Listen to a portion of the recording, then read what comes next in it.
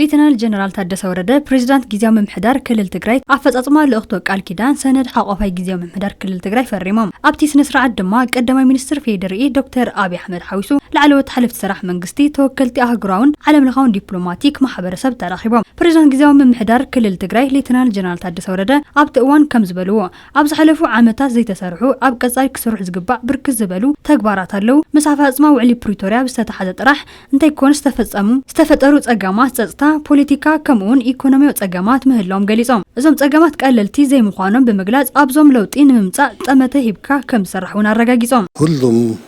የተሰሩት የነበሩት ድክመቶችም ኩሎም ዝተሰርሑ ዝነበሩ ድኽመታትን ዝነበሩ ጥንካረታትን ናይ ኩላትና እዮም ኣብ ዝሓለፉ ዓመታት ሓደ ይልዓል ሓደ ይውቀስ ሓደ ናወቀሰ ዝነበረሉ ኩነታት ነይሩ ብጭቡጥ ግና ሰዋና ጸገማት ዝነበሩ ጥንካረታት በዓልትና ኢና ኣብ ዝሓለፈ ዘይስራሕናዮም ስራሕቲ ኣለው ኣዝዮም ብዙሓት እዮም ኣብ ቀጻሊ ክንሰርሖም ዝግባእ ስራሕቲ ኣለው ምስ ስምምዕነት ፕሪቶርያ ጥራሕ ዝተተሓዘ ዘይኮነስ ኣብ ዝሓለፉ ክልተ ዓመታት ዝተፈጠሩ ቅልውላው ጸጥታም ፖለቲካን ኢኮኖሚያውን ኣለው እዚኦም ተደሚሮም እንትራዩ ቀለልቲ ይኾኑን አጠቃላይ ሲታይ ሁሉም ተደማምሮ ሲታይ ቀላል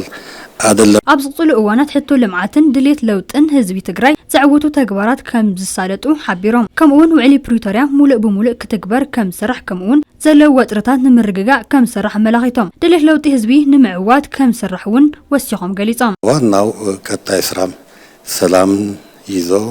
كاندي أب قصال سرح سلام حسخا حتى حزب مفتاحي وعلى بريتوريا مولو بمولو كتكبر مقبارن حزل لو ترترغاغيو كل زلو كايدا بوليتيكا لو تنكغبرلو ديليت لو تنعوتلون ما قد كفتاريو زبل قمت علينا تنش ملك من الناس يثبت عينة هونيتا يفتر اللي ميل قمت علينا نبر بريزيدنت ጊዜያዊ መምሕዳር ክልል ትግራይ ጌታቸው ረዳ ብግዶም እቲ ጊዜያዊ መምሕዳር ኣብ ዝሓለፉ ክልተ ዓመታት ብርክት ዝበሉ ስራሕቲ ምስሩሕ ገሊጾም ንኣብነት ግልጋሎታት ምምላስ ሰብኣዊ ሓገዝ ከምኡውን ተመዛበልቲ ናይ ምምላስ ስራሕ ከም ዝተሰርሑ ብምግላጽ ኮይኑ ግና እኹል ከም ዘይኮን ተዛሪቦም መንግስቲ ፌደራል ንተወሳኺ ሓደ ዓመት ጊዜያዊ መምሕዳር ክቕጽል ምግባሩ እውን ኣወንታዊ ተግባር ምዃኑ ገሊጾም ሰላምን ለውጥን ህዝቢ ትግራይ ንምዕዋት ዝሓሸ ውጽኢት ንምምዝጋብ ጠመተ ሂብካ ምስራሕ ከም ዘድልያ ገንዚቦም ኣብ ውሽጢ ዝነበሩ ፖለቲካዊ ሕልኽልኻት ውዕሊ ፕሪቶርያ ብዝተማልአ መልክዑ ከይሳለጥ ኣብ ምግባር ልዑል ብጽሒት ከም ዝወሰድ ድማ ኣልዒሎም የተሻለ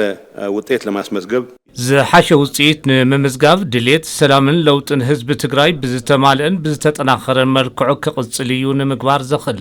ዓቕሚ ስለዝፈጥር ኣብዚ ጠመተ ተገይሩ ክስራሕ ይግባእ ዝብል እምነት ኣለኒ ሕዚ ሓደ ነቲ ሓደ እናጎተተ ክቕጽለሉ ዘይኽእል ካልኦት ሓይልታት እውን ነዘጋጣሚ ብምጥቃም ሰላም ህዝብና ንምንጣቕ ሰላም ህዝብና ንምሕሳስ ምንቅስቓስ ዝገብርሉ ኩነታት ብምህላው ብመንጽር እዚ ጠንኪርና ምስራሕ ትጽቢት ከም ዝግበረልና ክስመረሉ ይደሊ ጠንክረን መስራት እንደሚጠበቅብን ማስመር እፈልጋለሁ ዓርስና ዓርስኻ በመምንጥጣል መቕጻል ከም ዘይከኣል ዝገለጹ ኣይተ ጌታቸው ዝተረኸበ ሰላም ንምሕሳስ ዝግበሩ ምንቅስቓሳት ምህላዎም ብምግንዛብ ሰላም ንምጽናዕ ጠንኪርካ ምስራሕ ከም ዝግባእ ኣመላኺቶም ኣብዚ ሕጂ እዋን ኣብ መንጎ ህዝቢ ትግራይ ዘሎ ድሌት ሰላምን ለውጥን ክቕየር ዘይኽእል ምዃኑ ገሊጾም እዞም ኣብ ግምት ብምእታው ዝተረፉ ስራሕቲ ኣብ ምዝዛም ትኹረት ክግበር ከም ዝግባእ ወሲኾም ገሊጾም በአሁኑ ሰዓት በትግራይ ህዝብ ዘንድ ያለው የሰላም ፍላጎት የለውጥ ፍላጎት በምንም መልኩ መቀልበስ አይቻልም ኣብዚ ሕዚ ሰዓት ኣብ ህዝቢ ትግራይ ዘሎ ድሌት ሰላም ድሌት ለውጥን ብዝኾነ ይኹን መልክዑ مدفع أي كالن أزي أو قمت وشتي أتينا زترفع جزانا نسرحل خناتات